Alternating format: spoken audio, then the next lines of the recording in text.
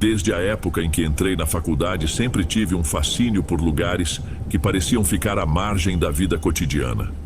Talvez fosse a curiosidade de estudante de antropologia, ou talvez um gosto estranho pelo desconhecido que me empurrava a investigar galpões vazios, prédios abandonados e corredores de velhos hospitais desativados.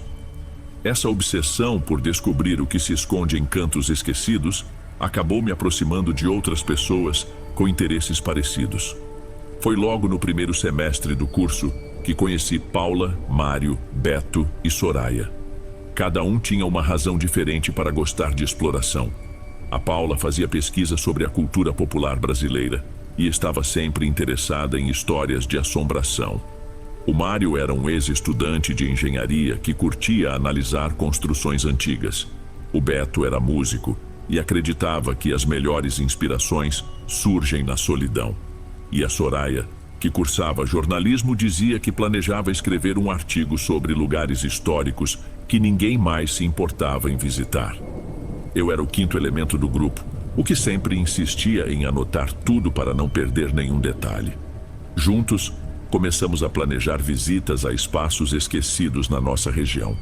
Moramos no Paraná e as cidades daqui guardam histórias que muitas vezes passam despercebidas. Explorávamos antigas estações ferroviárias, casarões antigos e fábricas que funcionaram até meados do século XX.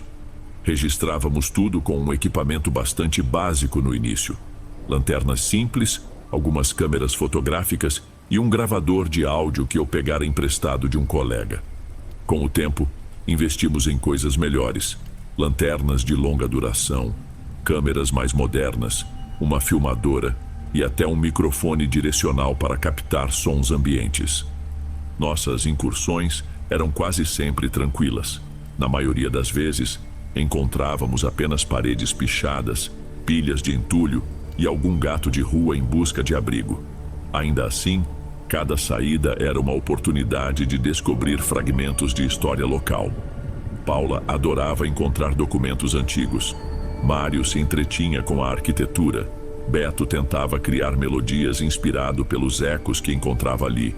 E Soraya pesquisava histórias de lendas e boatos que pudessem render material para artigos. Eu passava horas escrevendo sobre tudo isso. Aos poucos, essa rotina de investigar prédios abandonados ficou pequena para nós. Queríamos algo que mexesse mais com a imaginação. Então começamos a pesquisar locais que, segundo boatos, poderiam ser palco de acontecimentos sem explicação. Lugares que envolviam histórias de pactos, aparições e rituais. Em um fórum de internet, encontramos relatos de um cemitério que, segundo as publicações, teria sido cenário de atividades estranhas havia muitas décadas. A princípio, ninguém mencionava nada muito concreto, mas o senso comum apontava que aquele lugar era evitado por todos, incluindo os moradores do entorno. A dica inicial dizia que pessoas teriam desaparecido na região ao longo dos anos, mas sem provas que confirmassem nada de oficial. A princípio, rimos da ideia de ir a um cemitério à noite. Parecia coisa de filme de terror. No entanto, quando mergulhamos um pouco mais nesse assunto, percebemos que existiam detalhes recorrentes nos depoimentos anônimos. Referências a possíveis ritos de bruxaria, restos de velas e sacrifícios de animais. Também havia comentários sobre um grupo de pessoas encapuzadas que supostamente se reuniria lá, em horários incertos, para fazer uma espécie de cerimônia. A verdade é que a maioria de nós não acreditava 100% nisso. A gente achava que, no máximo, encontraria alguns símbolos pintados ou objetos macabros de quem gostava de se aventurar nessas coisas. Mas a curiosidade foi mais forte. Passamos algumas semanas lendo qualquer coisa que mencionasse aquele cemitério específico. Recortes de jornais antigos, relatos de famílias que moravam nas redondezas, histórias sobre perseguições a mulheres acusadas de feitiçaria em séculos passados. Foi aí que a Soraya encontrou, em um documento digitalizado, uma breve referência a um período colonial em que mulheres que praticavam curandeirismo e parteiras foram acusadas de conspirar contra a ordem da vila. Elas teriam sido julgadas sem defesa conforme a superstição da época que associava qualquer falha de remédio ou coincidência ruim à bruxaria. Alguns relatos antigos falavam que o espaço hoje ocupado pelo cemitério era, naquele tempo, um terreno usado por essas mulheres para rituais de proteção, mas que acabou virando cenário de execuções sumárias. A história não era muito clara, mas já nos deixou de cabelo em pé. Mesmo sem provas, essas referências a bruxas, ao passado violento e a cerimônias sigilosas nos deixaram intrigados.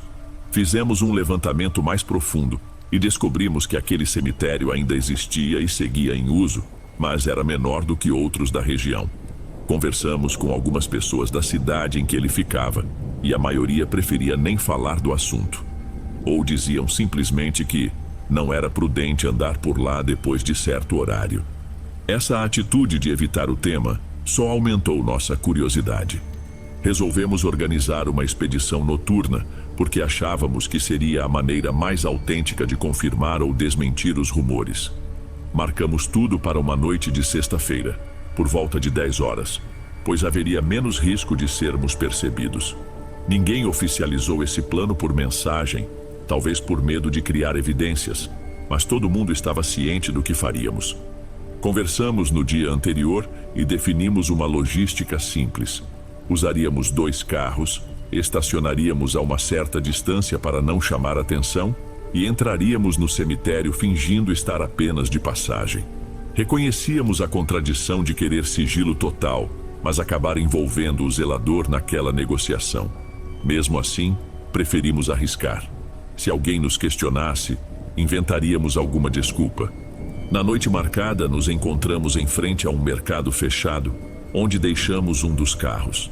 Pouco depois das 10 horas, seguimos em silêncio até um local mais próximo do cemitério. Lembro que estava um pouco frio, típico da região sul. Chegando lá, vimos um zelador que parecia ficar na entrada principal. Mário sugeriu tentar um suborno discreto para que ele fingisse não nos ver, mas fomos cautelosos. Demos algum dinheiro com a desculpa de pesquisa acadêmica e pedimos para ele não comentar nada. O homem, que não tinha mais do que 50 e poucos anos, olhou para nós com uma expressão estranha, quase de preocupação. Não disse nada, só assentiu e apontou para o lado de dentro. Entramos. Logo notamos a atmosfera pesada, mas não no sentido de energia sobrenatural. Era mais o contraste de ver tantos túmulos antigos, alguns mal cuidados, e os corredores estreitos que serpenteavam por lá. A iluminação era escassa, limitada a poucos postes altos e uma lua que aparecia vez ou outra por entre as nuvens. Foi nesse cenário meio lúgubre que começamos nossa busca por vestígios de rituais. Caminhamos em fila por entre as sepulturas. Evitávamos conversar em voz alta. Paula tirava fotos no modo noturno e Mário mantinha a lanterna apontada para o chão para não tropeçarmos. Após alguns minutos de andança, sentimos uma mudança sutil no ar. Talvez fosse apenas a mudança de vento, mas ficamos todos em silêncio. Pouco depois, vimos algo que nos chamou a atenção. Manchas de cera sobre uma lápide antiga. Poderia ser apenas velas de familiares que visitaram o túmulo, mas havia sinais de que a cera tinha sido derramada de forma meio ritualística, formando desenhos irregulares. Continuamos em frente. Encontramos mais alguns túmulos com símbolos riscados, como estrelas de 5 pontas e círculos entrelaçados. Não era algo completamente incomum, mas também não era o tipo de rabisco comum em pichação adolescente. Decidimos fotografar tudo. Beto comentou que se fosse uma brincadeira, parecia bem elaborada. Se era brincadeira, foi muito bem planejada. Soraya concordou, dizendo que tinha encontrado relatos de práticas modernas de bruxaria espalhadas pelo país, muitas vezes envolvendo cemitérios. Eu vi coisas parecidas em fóruns que discutem feitiçaria, mas nenhuma tão detalhada assim. Fiquei quieto processando aquilo tudo. Seguindo por uma parte mais afastada, onde os túmulos pareciam bem mais antigos, topamos com uma construção que funcionava como uma espécie de cripta coletiva. Estava fechada com correntes enferrujadas, mas dava para notar que alguém havia tentado rompê-las em algum momento. Antes de tentarmos qualquer coisa, Ouvimos um barulho leve, quase como passos.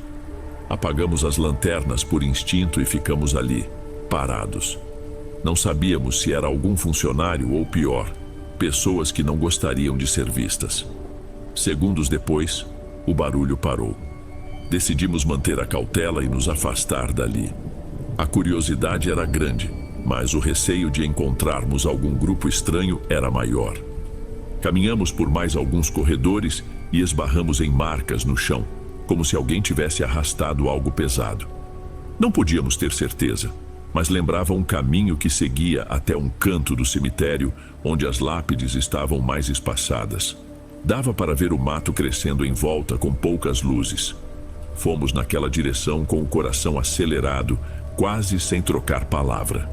Encontramos uma placa desgastada que indicava uma ala antiga do cemitério, onde poucos túmulos tinham inscrições legíveis. Foi então que a Soraya fez sinal para todos pararem. Ela iluminou com o celular uma pequena mesa de concreto, provavelmente usada como altar por visitantes. Sobre a superfície, havia restos de velas coloridas e alguns objetos que não pareciam estar ali por acaso. Um pano escuro amarrado em formato de bolsa, galhos secos amarrados com barbante e o que aparentava ser um pedaço de osso. Paula chegou mais perto e se arrependeu. O osso tinha marcas de corte, como se alguém houvesse mexido nele intencionalmente. Começamos a suspeitar que realmente havia alguma atividade estranha acontecendo ali, bem diante de nós. Naquele momento, o que nos fez congelar não foi um grito, mas sim uma voz muito baixa, quase um murmúrio que vinha de perto de uma fileira de túmulos ao lado. Apagamos de novo as lanternas.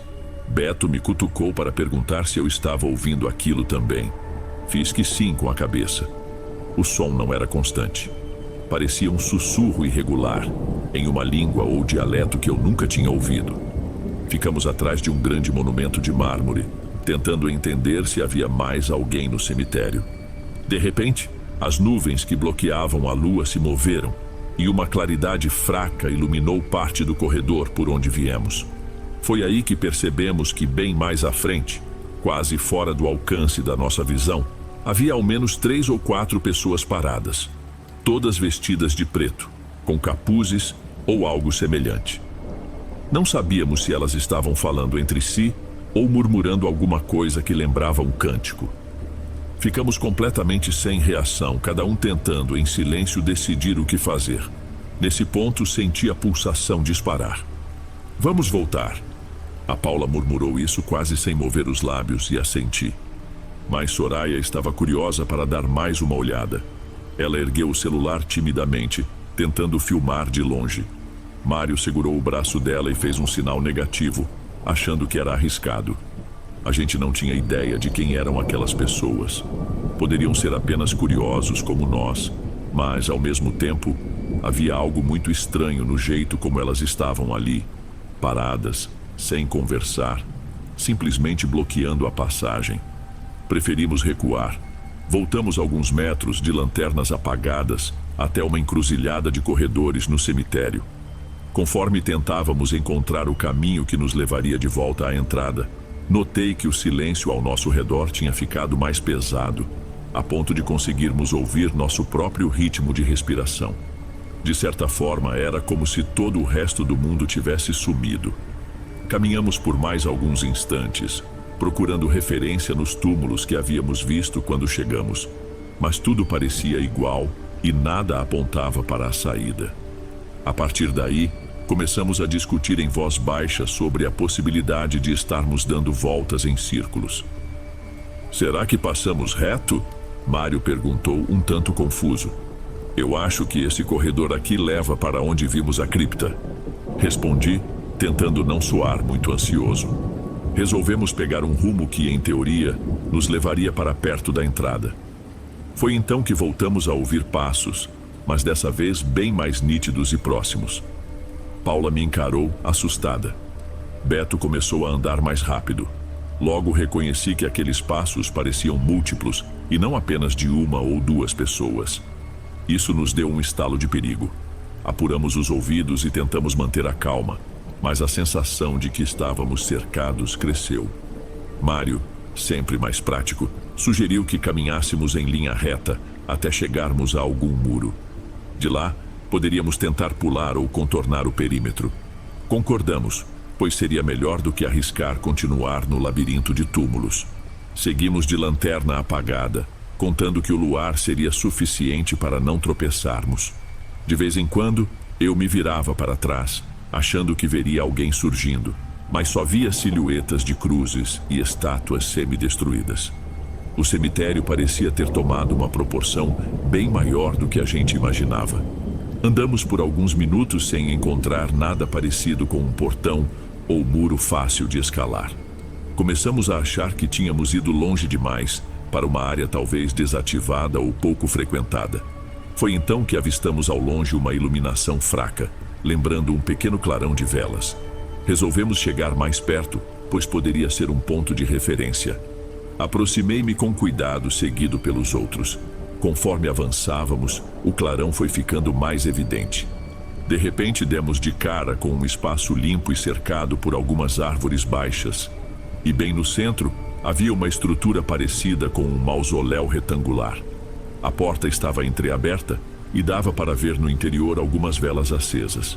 O que mais chamava a atenção era um tipo de altar improvisado, com esculturas e panos pendurados. Ficamos estáticos, pois não esperávamos encontrar nada tão explicitamente montado. Então, escutamos ruídos que vinham de dentro desse mausoléu, vozes abafadas. Parecia que estavam rezando em uníssono ou entoando alguma espécie de súplica. "Vamos sair daqui", Soraya falou com a voz embargada. Mas havia algo que nos impedia de simplesmente dar meia volta. Talvez o choque de ver que, afinal, aqueles boatos não eram apenas histórias da internet. De toda forma, ninguém ali queria tirar a prova de quem estava dentro do mausoléu e com que intenção. Beto tirou uma única foto com a câmera sem flash e recolheu o equipamento rápido, assustado com a possibilidade de sermos vistos. Foi então que percebemos mais barulhos de passos vindo de trás das árvores e vozes ainda mais próximas. Decidimos que, se não saíssemos naquele minuto, poderíamos ser flagrados. Mário tomou a frente. A ideia agora era seguir pela lateral do cemitério, o que nos obrigaria a passar bem perto do mausoléu. Passamos agachados e com bastante cuidado, mas não conseguimos evitar um rangido no portão de ferro que havia no chão, parcialmente solto. O barulho ecoou. As vozes dentro do mausoléu pararam. Um momento de tensão total se instalou. Apertei os punhos, esperando ouvir passos correndo em nossa direção. Um segundo depois, distinguimos alguém conversando lá dentro, mas não dava para saber o que diziam. Não quisemos ficar para descobrir. Fomos em disparada por um corredor longo, aproveitando que a lua estava um pouco mais visível. Corremos sem olhar para trás, largando qualquer tentativa de documentar ou entender melhor o que estava acontecendo. Chegamos a cogitar abandonar parte do equipamento para correr mais rápido, mas a adrenalina falou mais alto e decidimos manter tudo conosco para não deixar rastros. Ouvi um estalo como se uma porta batesse, mas não me virei. Meu único pensamento era: precisamos sair daqui antes que algo realmente ruim aconteça. Depois de alguns metros, a nossa corrida desajeitada nos levou a um beco sem saída entre dois paredões de nichos de cimento. Voltamos alguns passos e contornamos outro corredor, completamente sem orientação. Quando finalmente percebemos um muro alto logo à frente, acreditamos que seria nossa chance de escapar. Mário e Beto até tentaram ver se dava para escalar, mas a parte de cima estava cheia de cacos de vidro fixados no concreto. Já estávamos consideravelmente cansados. Paula, que era a mais tranquila, começou a ficar aflita.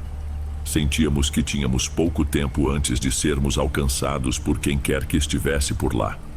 Então, no meio desse desespero, vimos uma luz tremeluzindo em direção a nós. Quase nos encolhemos de medo, achando que seria alguém do grupo encapuzado.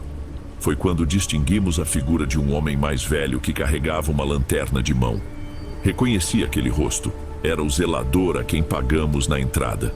Ele deve ter nos escutado ou notado nossa movimentação, pois caminhava sem pressa, mas com a postura de quem já sabia por onde andava. Ele se aproximou e fez sinal, para que ficássemos em silêncio. Até esse instante, não sabíamos se podíamos confiar nele, mas não havia outra opção. Segurou a lanterna contra o peito e sussurrou: "Por aqui não é bom ficar. Vocês não conhecem este lugar. Venham comigo." Concordamos por puro instinto de sobrevivência. Seguimos o homem por um caminho que passava por entre mausoléus menores, um atalho que só ele parecia conhecer. Andamos por vários minutos, virando à esquerda e à direita, até finalmente chegarmos em uma parte mais central do cemitério, onde reconhecemos a entrada principal. Nenhum dos encapuzados parecia ter nos seguido até ali. Provavelmente, eles preferiam ficar longe da área de maior circulação, ou havia algum acordo com o zelador para se manterem afastados. Atravessamos o portão baixo de ferro, e quando pisamos do lado de fora, me senti aliviado como nunca. O homem encarou a gente com um olhar triste e falou sem rodeios: "Vocês não deviam ter feito isso. As pessoas que mexem com certas coisas não gostam de visitantes. Podem até parecer brincadeiras, mas não são. Não voltem mais." Assentimos constrangidos. Tentamos agradecer e oferecer mais dinheiro, mas ele apenas balançou a cabeça em silêncio. Parecia não querer conversar sobre o que acontecia ali. Nos afastamos até onde estavam nossos carros. Já passava de meia-noite, mas sequer nos demos ao trabalho de checar a hora exata. Entramos todos em silêncio, a adrenalina ainda pulsando. Foi só quando já estávamos a uma distância segura, no posto de combustíveis mais próximo, que alguém teve coragem de comentar: "Eu realmente não sei o que dizer." Isso foi Beto quebrando o silêncio. "Aquilo foi real ou a gente pirou?" rebateu Paula, ainda sem acreditar no que havia visto. Soraya balançou a cabeça, confusa. Se era coisa de gente fanática, era tudo muito bem organizado. Acho que não devemos espalhar muito isso, a não ser que a gente queira ser alvo de confusão. Mário só acrescentou que não queria voltar a pôr os pés lá. Eu concordei, ainda tentando assimilar o que havíamos visto. Nas noites seguintes, tive problemas para dormir. Me lembrava daquelas vozes, do altar montado no mausoléu e da sensação de que, se tivéssemos chegado um pouco mais perto, poderia ter acontecido algo pior. Não sei se acreditava em magia ou bruxaria, mas ficar tão próximo de pessoas que fazem esses rituais com tanta convicção me abalou. O mesmo aconteceu com todos os outros do grupo. Mais tarde analisamos as fotos e gravações. Poucas imagens eram nítidas. A maioria mostrava apenas túmulos e construções muito antigas. Entretanto, em uma das fotos da Soraya, aparecia algo que parecia uma pilha de ossos em cima do altar, iluminada por velas. Difícil dizer se eram ossos humanos ou de animais, mas aquilo foi o bastante para preferirmos não investigar mais a fundo. Éramos apenas um grupo de amigos curiosos, e havíamos chegado a um lugar onde claramente não éramos bem-vindos. Essa história não é sobre fantasmas se materializando ou sombras flutuando. É sobre perceber que certas lendas que julgamos exageradas podem ter fundo de verdade, especialmente quando misturam o passado violento com práticas mantidas em sigilo ao longo de gerações. Não pretendo voltar àquele cemitério, nem quero descobrir se aquele pessoal ainda se reúne ali. Só sei que agora entendo por que tantos moradores dizem que depois de um certo horário não se deve entrar lá. Parece que algumas tradições nunca morrem, mesmo quando todos acham que elas já ficaram enterradas há tempos. Nós seguimos nossas vidas. Paula continua pesquisando histórias de crenças brasileiras, mas desistiu de incluir cemitérios em seu projeto. Beto compôs algumas músicas inspiradas na tensão que vivemos, mas preferiu não mostrar a ninguém, além do nosso círculo. Soraya escreveu uma matéria para a faculdade, sem citar o nome exato da cidade, muito menos o do cemitério, receosa de envolver as pessoas erradas. E Mário, que sempre foi o mais racional, praticamente não toca mais no assunto. Eu mesmo, que costumava relatar cada passo dessas aventuras, fiquei meses sem querer escrever nada a respeito. Agora resolvi deixar meu testemunho, mas sem a intenção de convencer ninguém. É apenas um aviso para aqueles que se aventuram sem medir as consequências. Se vocês desconfiam que algo perigoso acontece em um lugar abandonado, talvez seja melhor não se arriscar. Algumas portas se abrem com facilidade, mas podem revelar segredos que não queremos conhecer.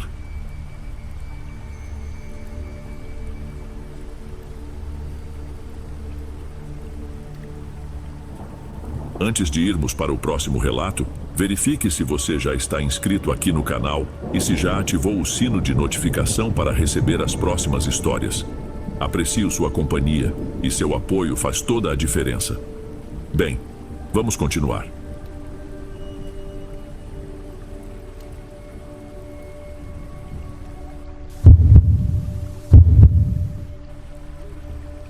Cheguei ao estado do Paraná em meados do segundo semestre. Sou formado em Ecologia, com especialidade em cursos d'água de áreas de preservação. Recebi uma proposta temporária para avaliar a qualidade dos rios em uma região de mata densa, onde fica a chamada Reserva Ecológica Santa Aurora. Eu tinha certa experiência em expedições, mas nunca tinha atuado tão longe do meu estado de origem, que fica no Nordeste. A ideia de passar alguns meses no interior do Paraná, imerso em floresta e cercado por diversos tipos de fauna e flora, me pareceu fascinante. Ao mesmo tempo, eu sentia uma mistura de curiosidade e apreensão, pois sabia que o lugar era relativamente isolado e contava com um histórico de lendas sobre fenômenos incomuns. Assim que desembarquei na pequena rodoviária, espantei-me ao perceber o quão úmido era o ar. O motorista de um jipe velho, enviado pela administração da reserva, me aguardava com um cartaz onde se lia Henrique Projeto Ambiental. Era fim de tarde e a neblina começava a cobrir a estrada de chão que levava até o local. O caminho, tomado por cascalho e buracos, era ladeado por uma vegetação cada vez mais densa. Em certo ponto, passamos por uma ponte estreita sobre um rio de águas claras, mas que se tornava acinzentado no horizonte, dando pistas de que as chuvas recentes tinham mexido no leito. Um frio moderado tomava conta do ambiente, intensificado pela neblina que me impedia de enxergar muito adiante. Nem dava para ver direito a entrada da reserva. Eu tinha recebido algumas instruções por e-mail, mas não sabia quase nada sobre minha rotina exata de trabalho. Somente que eu me instalaria em uma pequena estação de pesquisa, construída há alguns anos em parceria com uma universidade local. O local seria rústico, mas contava com placas solares e um laboratório improvisado para análise de água. Eu mal esperava para conhecer os rios, os peixes e os anfíbios que habitavam aquela região, minha grande paixão acadêmica. Chegando, fui recebido pelo coordenador do projeto, o Dr. Sérgio, um homem de pouco mais de 50 anos que vestia uma jaqueta de chuva encardida. Ele me ofereceu um café amargo, mas revigorante, e me conduziu até o alojamento. Era um prédio simples de madeira com um pequeno refeitório e 5 quartos. Ele me explicou que, na maior parte do tempo, só estariam ali 2 guardas e eu. Você vai ter bastante tranquilidade para suas pesquisas, comentou Sérgio, deixando uma ponta de sorriso. Mas, se precisar de apoio, estou quase sempre entre a sede da reserva e a cidade próxima, resolvendo a parte burocrática. Na manhã seguinte, após uma noite interrompida pelos sons da mata, sapos, grilos, pingos insistentes de chuva, encontrei o guarda florestal mais velho, seu Miguel, fazendo ronda na área próxima ao alojamento. Ele me propôs um passeio de reconhecimento pela trilha que leva a uma das principais atrações da reserva, a Cachoeira do Sol Encoberto, famosa pela altura e pelo volume de água.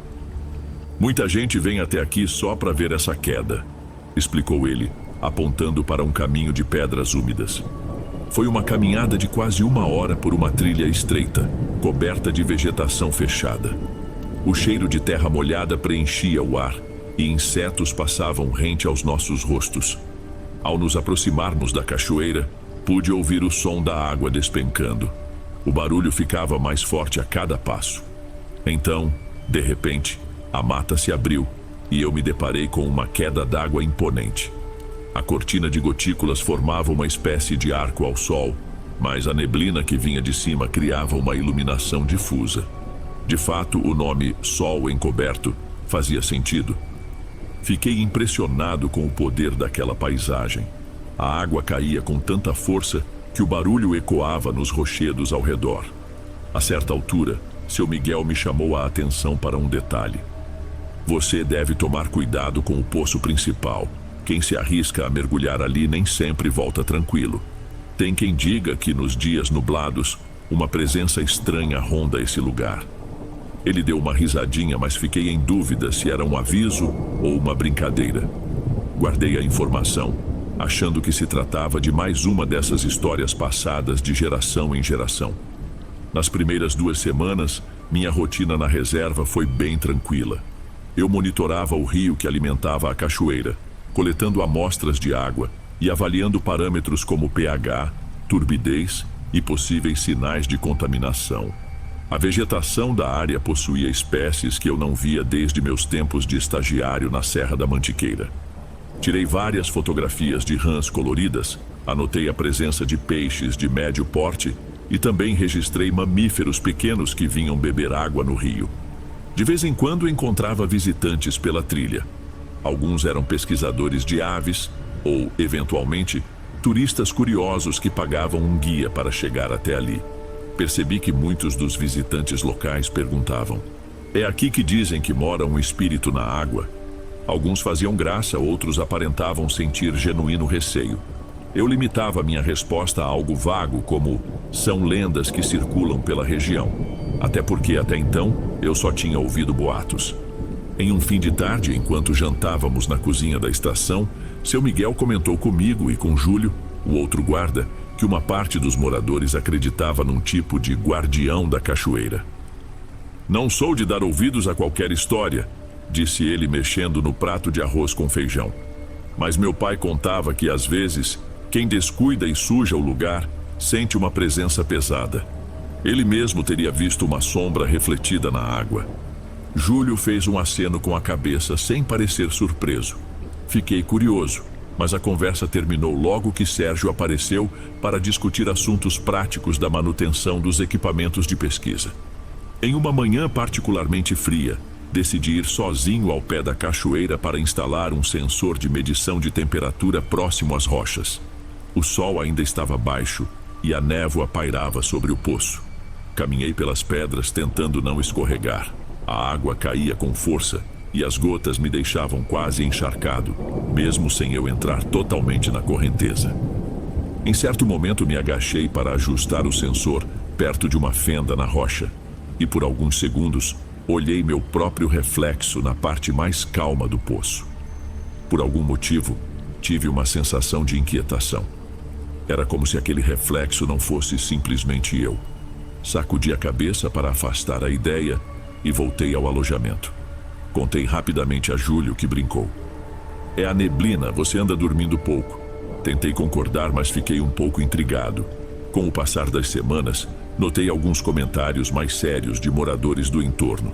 Fui à cidade próxima para comprar suprimentos de laboratório e na vendinha ouvi um homem dizer a outro que a cachoeira não anda muito amistosa.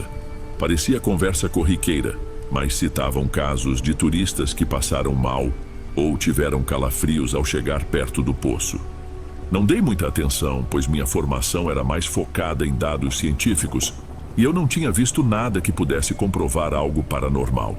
Mesmo assim, decidi reforçar nas minhas coletas a busca por sinais de poluição ou desequilíbrio ambiental. Se houvesse algum problema, seria importante identificá-lo. Cerca de um mês depois da minha chegada, comecei a ter sonhos esquisitos. Em um deles, eu estava na margem do poço, mas a água parecia mais escura do que o normal.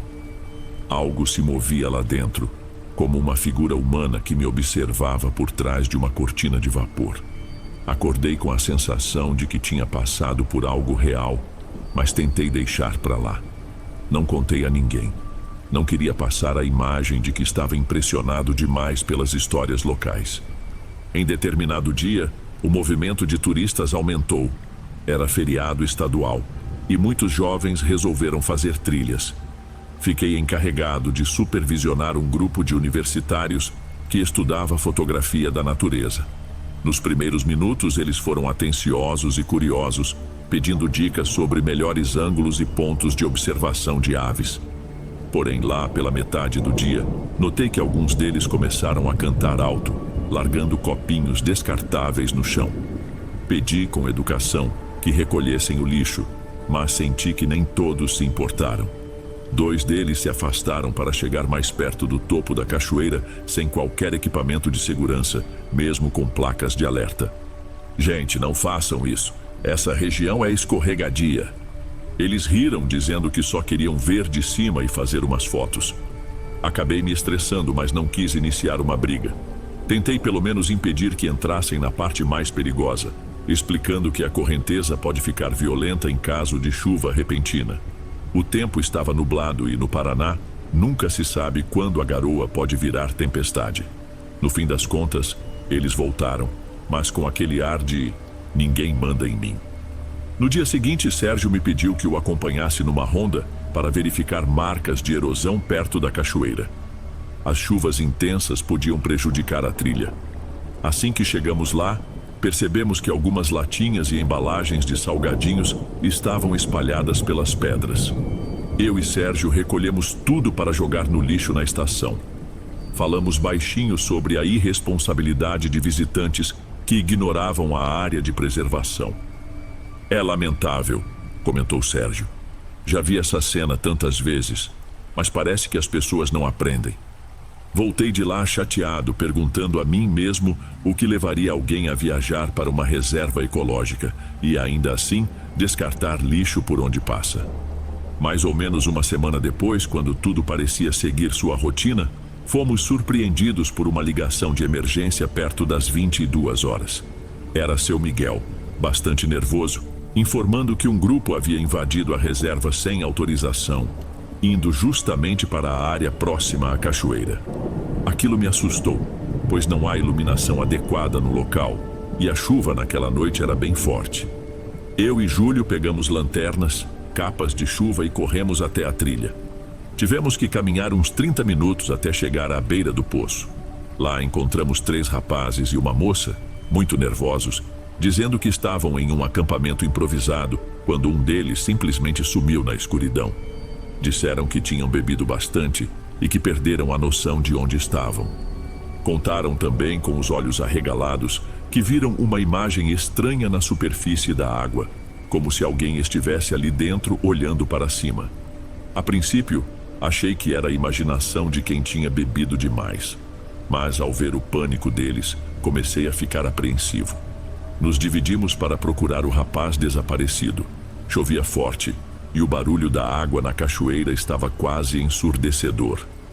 Júlio foi para a margem esquerda, enquanto eu fiquei mais ao centro. Usávamos lanternas, mas a neblina prejudicava bastante a visibilidade. Cerca de 15 minutos depois, um dos garotos gritou: "Aqui, eu o achei!" Corremos até lá e vimos o corpo do rapaz estirado perto de uma pedra. Ele respirava, mas estava muito fraco. Tinha batido a cabeça. Levamos quase 20 minutos para içá-lo até um ponto em que a ambulância pudesse chegar. Infelizmente, apesar de todo o esforço e de ter sido encaminhado para atendimento, ele não resistiu. Isso nos abalou profundamente. Com essa tragédia, a notícia de um acidente fatal logo se espalhou. Algumas pessoas que já acreditavam nas lendas afirmaram que a cachoeira se vingou do desrespeito. Foi horrível lidar com a morte de um jovem assim, em circunstâncias tão banais. Tanto eu quanto Júlio e seu Miguel ficamos questionando se poderíamos ter feito algo a mais para prevenir esse tipo de invasão. Já Sérgio lamentava o ocorrido, com medo de que o lugar se tornasse alvo de desconfiança ou de críticas. "É preciso reforçar a fiscalização e a orientação", disse ele claramente abalado. Apesar disso, não havia muito o que fazer além de avisar as autoridades locais. Nesses dias após o acidente, senti uma grande agonia. Toda vez que eu ia ao rio coletar amostras, sentia um incômodo indefinível. Evitava ficar sozinho no poço principal da cachoeira, mas também não queria que notassem minha ansiedade. Uma madrugada, acabei voltando lá, num misto de curiosidade e senso de responsabilidade, para ver se o nível da água estava subindo demais por conta das chuvas. Eu tentava ser prático, mas algo me dizia para prestar mais atenção ao que acontecia naquele lugar. Quando cheguei, a lua estava encoberta pelas nuvens e a vegetação balançava com o vento. Iluminei a beira do poço com a lanterna, observando o movimento da água. De repente, distingui algo que por um segundo me pareceu um reflexo deslocado, quase como a forma de um rosto que se desfazia na correnteza. Só que não havia ninguém por perto, apenas as rochas úmidas. Deixei a lanterna fixa ali por alguns instantes, mas já não via nada de anormal. Desliguei o aparelho, permaneci em silêncio e ouvi um som diferente do barulho da água caindo, algo que poderia ser o vento arrastando galhos. Minha impressão foi de que havia uma espécie de lamento muito distante. Não consigo comprovar, mas fiquei com os pelos do braço arrepiados. Tentei me convencer de que era apenas o vento. Voltei para o alojamento com uma pontada de desconforto. No dia seguinte, depois de refletir, decidi compartilhar parte dessa vivência com Sérgio e, curiosamente, ele não se espantou. Algumas pessoas daqui contam histórias de entidades que protegem a mata. Não sei dizer se acredito ou não, mas há quem jure que viu algo, comentou. Pode ser a nossa mente pregando peças ou um fenômeno que não entendemos muito bem. Essa postura aberta de Sérgio me deu certa tranquilidade. Não precisava ter vergonha de admitir que algo me perturbava. Com a repercussão negativa do acidente, passamos a organizar ações de educação ambiental. Planejamos palestras, mutirões de limpeza nos arredores do rio e estratégias para conscientizar os visitantes. Eu mesmo montei pequenos painéis informativos sobre a fragilidade do ecossistema e instalei placas alertando sobre a proibição de acampar. Aos poucos, senti que as pessoas da região começaram a valorizar mais o local e respeitar as regras de proteção. Até a polícia ambiental apareceu de vez em quando para auxiliar. Entre essas atividades, conheci Dona Neide, uma moradora antiga que vivia na zona rural próxima à reserva. Ela disse que, quando criança, ouvia da avó que a cachoeira abrigava um espírito antigo, vinculado às águas. Não é mal, mas também não é bom. É como se fosse a força do lugar. Quando não respeitam, o lugar castiga. Fiquei pensando nisso, tentando relacionar com o que eu vinha sentindo. Não que eu abraçasse a ideia completamente, mas, em minha formação, aprendi que há muito na natureza que não entendemos. Talvez essa noção de uma força local fosse uma forma de a cultura popular interpretar fenômenos naturais, acidentes ou mesmo uma presença incomum. Quando restavam apenas poucas semanas para o encerramento do meu contrato, resolvi fazer uma pequena expedição individual pelo curso do rio, descendo até um ponto em que ele afunila entre pedras altas. Queria coletar amostras mais distantes da cachoeira e verificar se havia algum foco de poluição que, porventura, pudesse ter relação com a qualidade da água. Durante essa caminhada, deparei-me com várias pegadas humanas próximas à margem, possivelmente caçadores ou invasores. Isso me deixou tenso, pois a caça é proibida na reserva. Fotografei as marcas e segui em frente. Mais adiante percebi uma coloração acinzentada na água, bem perto de onde desaguava um pequeno afluente. Aproximei-me para analisar, mas nesse instante ouvi vozes abafadas.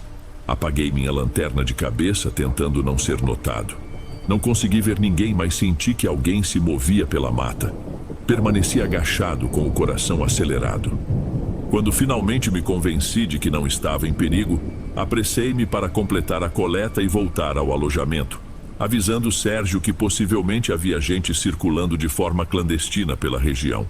Dessa vez, a sensação foi menos sobrenatural e mais ligada ao medo real de encontrar pessoas armadas.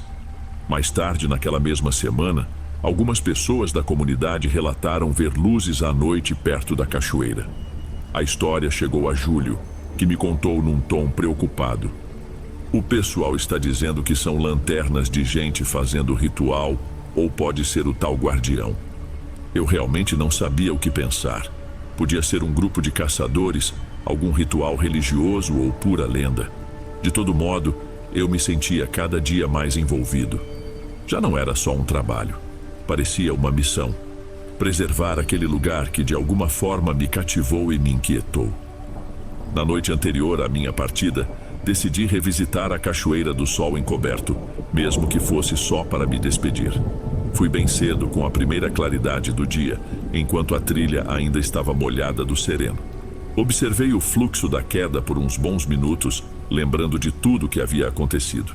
Peguei meu caderno de anotações para registrar as últimas impressões. Ao levantar o olhar para a água, reparei algo curioso.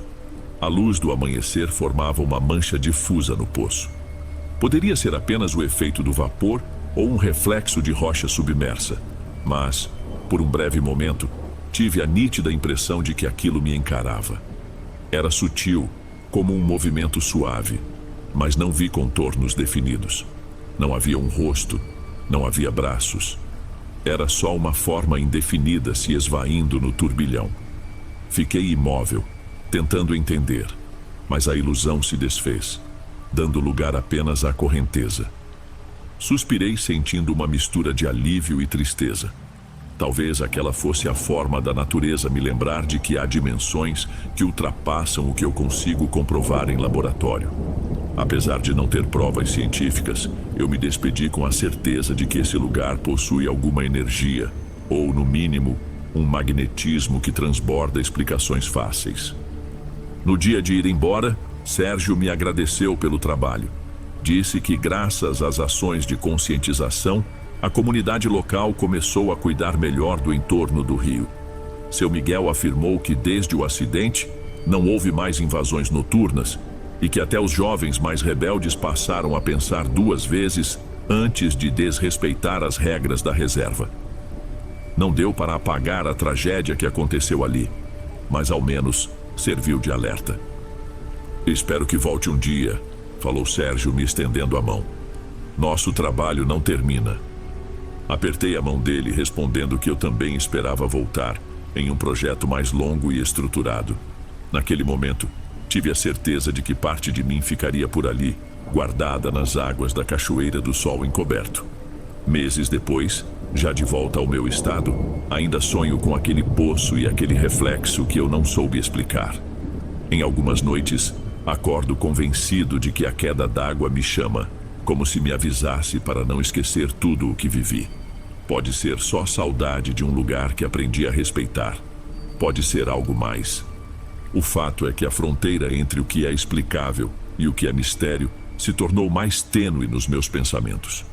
O Paraná, com seu clima temperamental e florestas nebulosas, deixou uma marca que provavelmente me acompanhará por toda a vida.